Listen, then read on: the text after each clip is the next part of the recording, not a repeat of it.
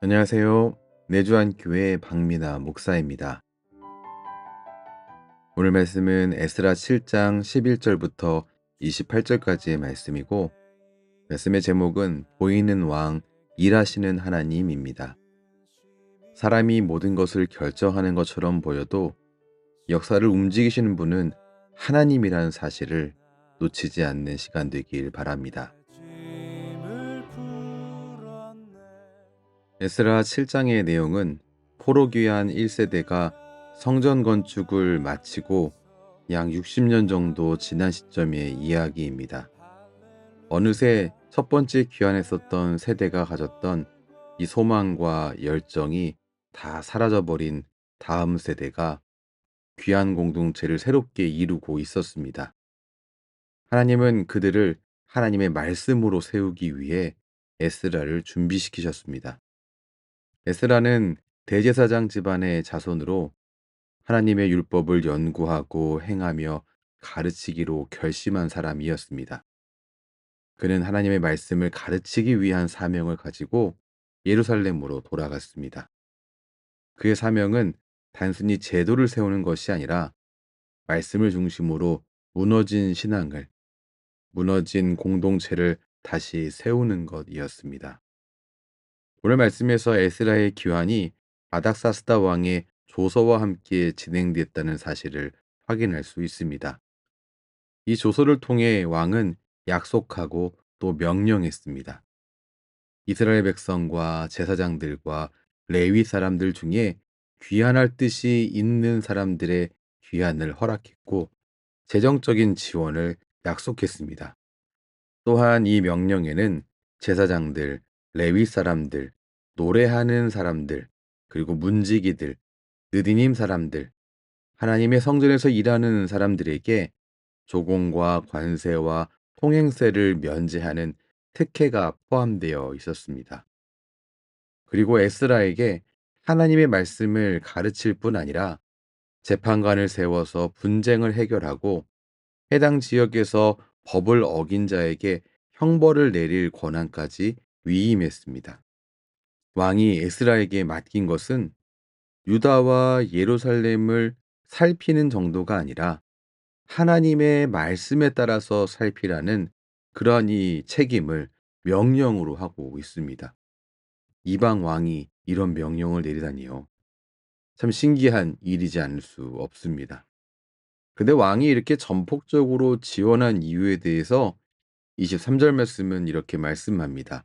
무릇 하늘의 하나님의 전을 위하여 하늘의 하나님이 명령하신 것은 삼가 행하라. 어찌하여 진노가 왕과 왕자의 나라에 임하게 하랴. 이 말씀이 말해주고 있는 것은 아닥사스다가 하나님을 섬겼다라고 한 게 아닙니다. 아닥사스다의 조서는 철저히 제국의 안정과 통치를 위한 조치였습니다. 사실 이 유다 지역은 페르시아의 변방에 있는 지역이었습니다. 이 지역이 제국에 충성하는 것은 제국 전체의 안정과 질서를 가져오는 중요한 부분이었습니다. 아닥사스다는 고레스와 마찬가지로 유다가 믿는 하나님과 좋은 관계를 맺어서 유다 백성에게도 호의를 입고 하나님께도 호의를 입는 것, 바로 그것이 아닥사스다의 목적이었습니다. 철저히 이것을 위해서 아닥사스다가 결정하고 조서를 내려서 2차 포로 귀환이 이루어졌던 겁니다. 근데 오늘 27절 보면 에스라는 특별한 고백을 하고 있습니다. 우리 조상들의 하나님 여호와를 송축할지어다. 그가 왕의 마음에 예루살렘 여호와의 성전을 아름답게 할 뜻을 두시고, 에스라는 이 왕의 조서가 왕의 호의가 아니라 하나님이 주신 은혜라고 고백합니다. 조서를 내린 것은 분명히 왕이 분명하고 그런 정치적인 목적을 가지고 내린 조서였지만 이 일을 이루신 분은 전면에 보이는 왕이 아니라 배후에서 일하시는 하나님이시다라는 고백입니다.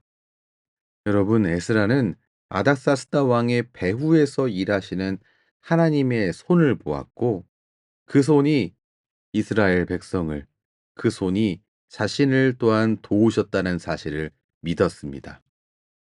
여러분, 보이지는 않지만 하나님은 분명히 역사하십니다. 그 하나님의 일하시는 그 역사하심, 즉 하나님의 손이 함께할 때 말씀의 사람은 두려워하지 않고 이 세상 가운데 걸어갈 수 있습니다. 하나님을 향하여서, 하나님께서 명하신 길을 향하여서 말입니다.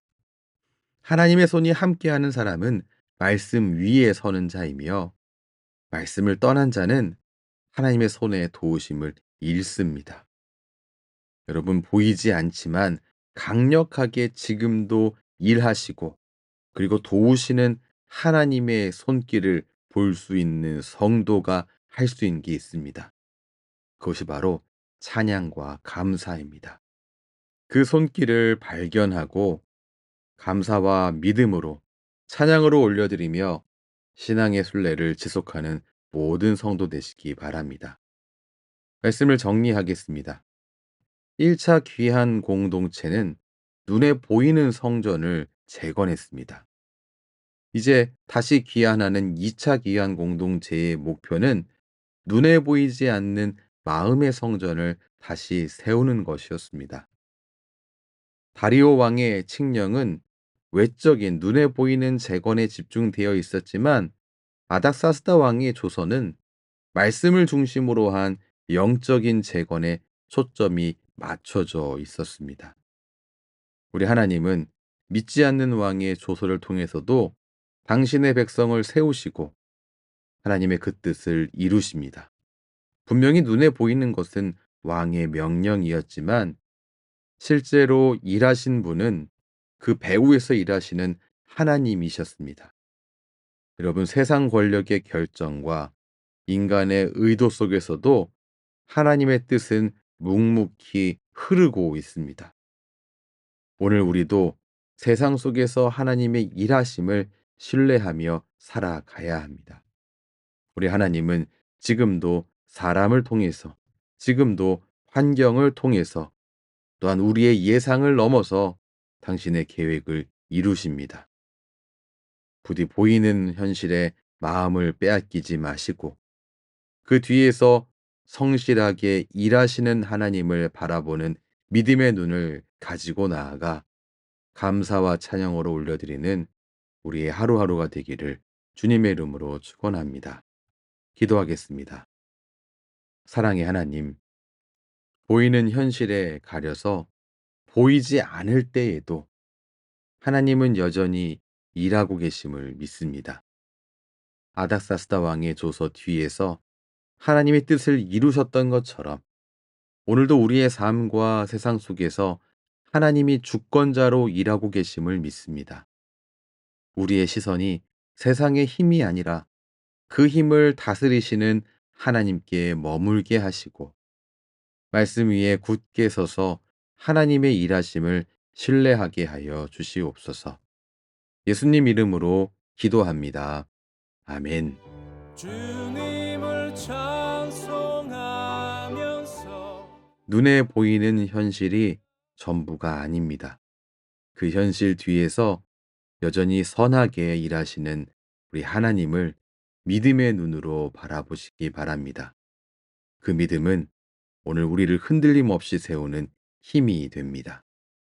지금까지 내주한 교회 박미나 목사였습니다.